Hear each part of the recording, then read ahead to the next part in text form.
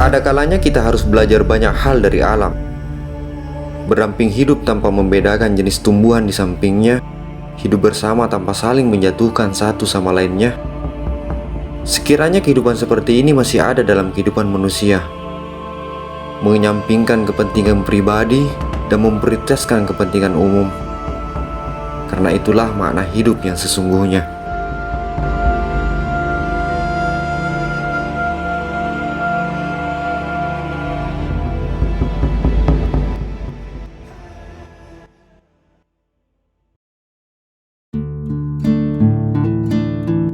Sesampainya di pos 4, kami tak begitu lama beristirahat. Duduk sembari merunduk dan merenung serta memberikan doa yang terbaik pada saudara kita yang telah gugur di pendakian jalur ini. Di sepanjang jalur menuju pos 5, akan banyak sekali kita lewati pepohonan yang rimbun serta bebatuan yang diselimuti oleh lumut. Entah kenapa, di jalur ini seringkali saya ingin berhenti. Sambil melangkahkan kaki dengan penuh rasa penasaran di jalur ini, teman saya Murbe selalu memberikan isyarat kepada saya untuk lebih cepat lagi meninggalkan jalur ini dan segera keluar di hutan ini.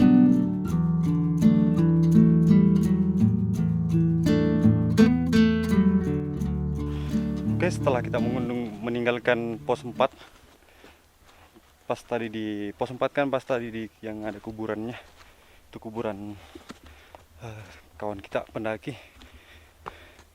Kita masuk langsung daerah hutan lumut ini. Ini rapat sekali daerah sini.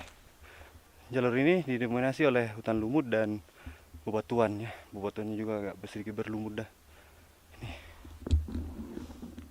keren sih.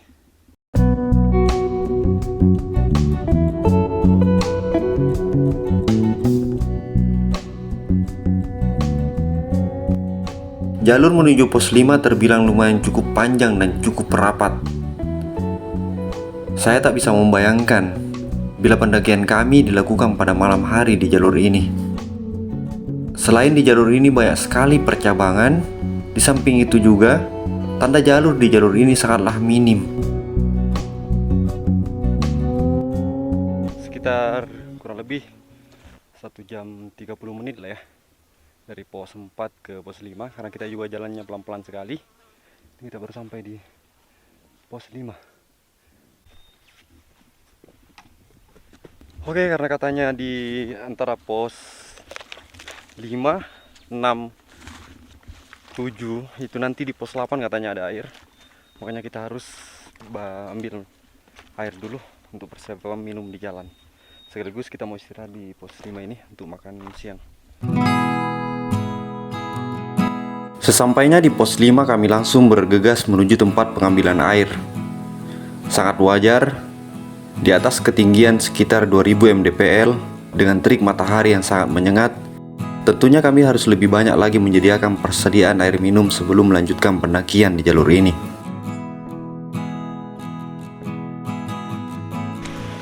Oke, akhirnya kita sampai di mata airnya. Segar banget. Ini mata air terakhir, berbeda. Iya. Cuma pos 8 lagi ada, Kak. Pos 8 baru ada. Iya. Jadi harus banyak bawa air tuh. Wah, segar.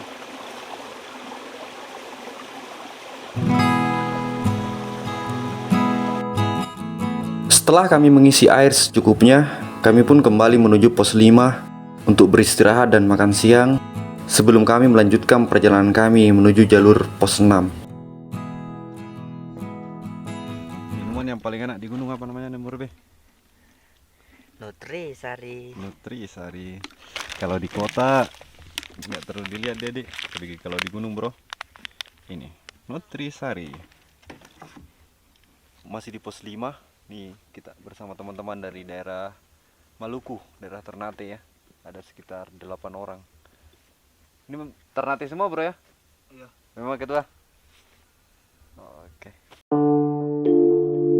Di dunia pendakian sungguh berbeda. Hal yang terkadang kita anggap tak begitu istimewa di kota, sesampai di alam dan di gunung, semua itu berbeda dan menjadi istimewa. Di pos 5 kami bertemu beberapa pendaki yang berasal dari tanah Ternate. Lumayan cukup banyak kami berbagi cerita dengan mereka tentang indahnya jalur pendakian di gunung Indonesia. Jarak dari pos 5 menuju pos 6 lumayan cukup panjang. Jalur pendakian menuju pos 6 sangatlah terbuka. Terik matahari langsung menembus jaket kami. Benar kata Murube, di jalur ini kita harus lebih banyak lagi mempersiapkan persediaan air minum agar tak kehabisan di jalur ini. Trek pendakian dari pos 5 ke 6 itu lumayan cukup menguras karena kita lewati itu batu-batu tembing dan tanjakannya lumayan cukup terjal. Kita harus cicil-cicil ya. Kita banyak ambil istirahat karena kita juga ambil video ya. Kita jalan santai lah. Ini target kita camp antara pos 8 atau pos 10. Tapi nantilah dilihat. Oke ketua.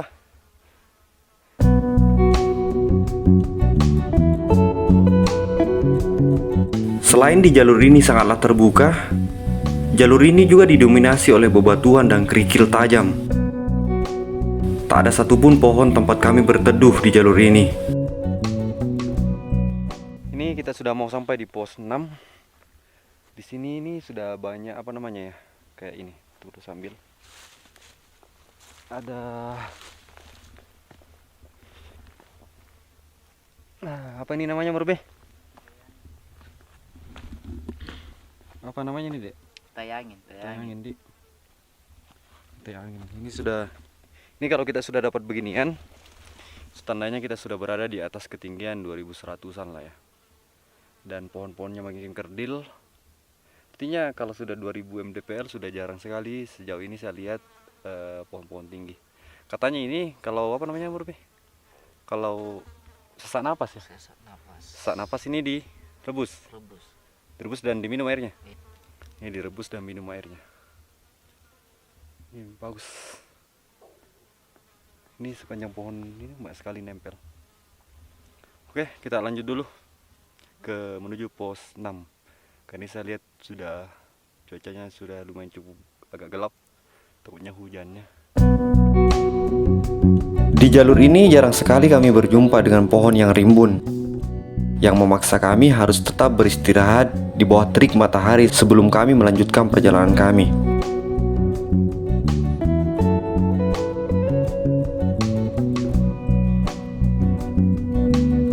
Di sebelah barat terlihat gumpalan kabut tebal yang menghiasi di setiap lereng pegunungan Bawah Karaeng. Sesekali, kabut itu mendekat pada kami. Udara dingin bercampur panas terasa di setiap hembusan kabut tebal itu.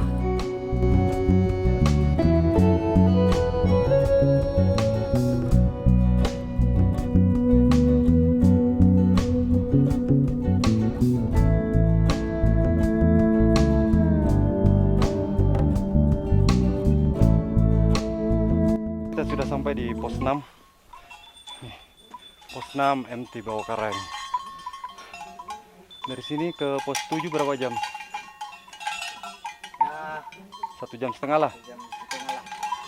Oke, karena kita jalan santai ya sambil ambil video, makanya perjalanan kita agak lambat.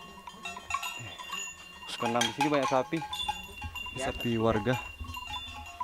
Tadi kita sempat ketemu di pos 5. Sampainya di pos 6, kami tak lagi beristirahat. Selain karena jarak kami masih jauh, kami sudah lumayan cukup banyak beristirahat di jalur perjalanan menuju pos 6. Tak selang beberapa meter setelah kami meninggalkan pos 6, tibalah kami di hutan rimba. Dalam hati berkata, syukurlah akhirnya kami sedikit terhindar dari teriknya panas matahari. Setelah kita meninggalkan pos 6, ini kita sudah masuk hutan lumutnya lagi. Dan di sini hutan lumutnya rapat banget. Ini kita teman-teman lihat depan. Rapat banget. Keren.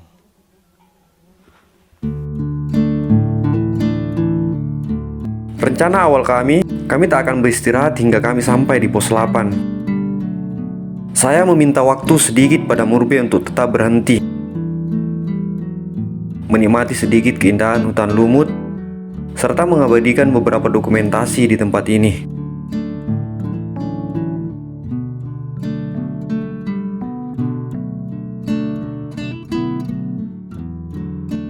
Ini suara gunturnya, suara petir lumayan cukup besar, dan ini di atas sudah lumayan cukup gelap ya, mendung. Ini kita sekarang sudah sekitar jam 5, karena tadi kita di posko 5 itu sekitar 2 jam lebih istirahat. Kita mau lanjut lagi menuju pos 7. Gimana ketua? Aman. Lanjut. Melihat hutan lumut di jalur pos 6 menuju pos 7, saya kembali teringat di pendakian saya ketika saya mendaki di Gunung Latimojong. Lokasinya juga hampir sama antara pos 6 dan pos 7. Jalur menuju pos 7 ini sangatlah berbeda dengan jalur menuju pos 6. Di jalur ini sangat jarang kita melihat terik matahari.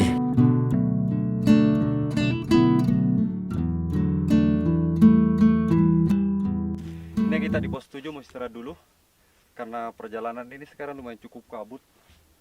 Sudah tembok semua ini, saya lihat kiri kanan kita. Kita super lambat sekali karena kita banyak ambil video ya, dan kita banyak istirahat juga di jalan. Ini katanya estimasi dari pos 7 menuju pos 8 itu ya kurang lebih sekitar 1,5 jam lah, atau 2 jam ya paling tidak. Kita duduk dulu baru kita lanjut. Oke, pos 7. Di pos 7 ini ada pendaki juga yang ngecamp ya. Cuma kata Murbe, untuk daerah pos 7 ini nggak disarankan untuk mendirikan tenda, karena airnya itu ada pas di pos 8 nanti. Ya kita mau kondisikan nanti ya. Tapi kita usahakan pos 10 lah.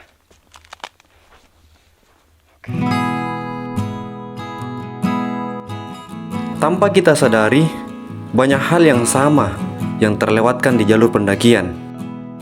Keindahan yang disuguhkan alam memang mampu menghipnotis dan meracuni kita, sehingga setiap pendaki akan lupa terhadap momen yang pernah dia lewati, yang pada akhirnya akan menjadi candu dalam hati untuk selalu ingin kembali meski telah melewati jalur yang sangat menyakiti.